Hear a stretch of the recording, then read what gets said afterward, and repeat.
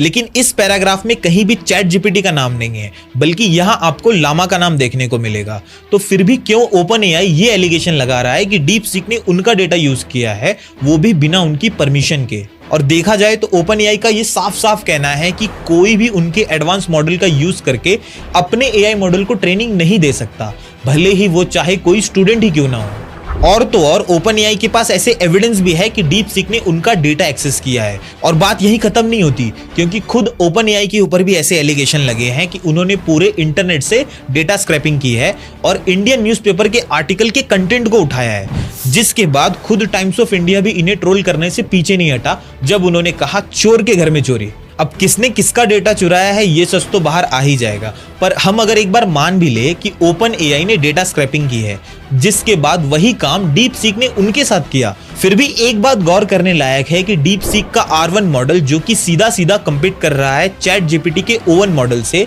ये open source होने के साथ साथ फ्री भी है, जबकि ओपन एआई अपने मॉडल के लिए $200 पर मंथ चार्ज करता है। तो क्या हम सभी को डीप सीक पे स्विच हो जाना चाहिए? वेल, इसका जवाब उतना आसान भी नहीं है, क्योंकि अगर हम बात करें अभी रिसेंट्स की, तो यूएस के साथ साथ ऑस्ट्रेलिया, साउथ कोरिया, इटली और ताइवान जैसे देशों ने डीप सीक पे बैन लगा दिया, जिसमें ऐसा देखा गया है कि इससे गवर्नमेंट ऑफिसेस और उनके सिक्योरिटी डिवाइस में यूज करने पे कंप्लीटली बैन है, क्योंकि उनका ऐसा मानना है कि डीप सीक है तो एक चाइनीज कंपनी, इसीलिए उनका यूजर डेटा उनके सर्वर में स्टोर होगा और उनके सर्वर्स है चाइना में, इसीलिए उन्हें ये डर है कि चाइनीज कंपनी अपने यूजर डेटा को गवर्नमेंट के साथ शेयर करेगी। और डर हो भी क्यों ना, क्योंकि बाइडांस नाम की एक कंपनी है जो कि टिकटॉक की है एक पेरेंट कंपनी है। उसके फॉर्मर एम्प्लॉय का ये क्लेम है कि टिकटॉक का यूजर डेटा बैक एंड में चाइनीज कम्युनिस्ट पार्टी यूज कर रही थी अपने पॉलिटिकल पर्पस के लिए। और ये सिर्फ एक ही कंपनी की बात नहीं है,